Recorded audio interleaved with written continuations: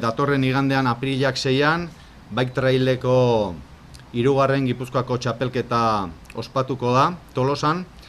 Dakizuen bezala, Usabal kiroldegi ondoko gune irekian kokatzen da bike traileko zirkuitoa, eta zirkuito hau bi zonaldez osatuta da. Bat gune naturala duena eta bestea artifiziala.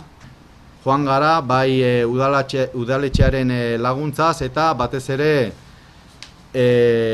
antolatzaileen laguntza eta beraien izerdi eta ordu asko sartu ondorenen.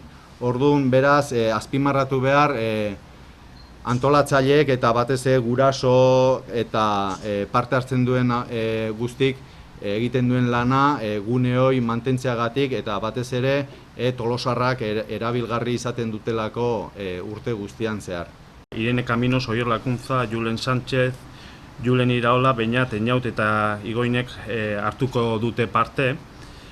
Eta, bueno, pixkat aipatu nola dijoazten txapelketan, ez? Irene Caminos adibidez, gure pilotu famatuena edo, aurten mutiekin batera lehiatzen ari da eta lehenengo postuan dago Gipuzkoako txapelketan.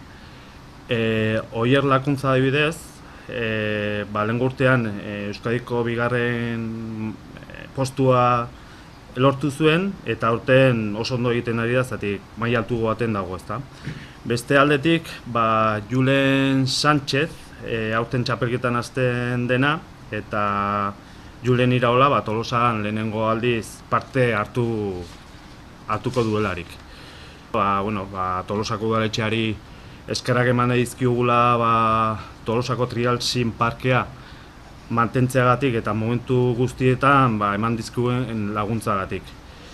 Eta bestetik, niri dagokionez, eskerrak eman nahi dizkioke, beak aipatu duen bezala, Tolosa Bike Trialeko ekipoari, bai gurasoei, gero izen bat esan barraukat, Facundo, pixkat montajea egiten lagundu diguena, buruzagi edo izan dena, eta egia esan guzti hauek gabe proiektu hau ez zen aurrera emango.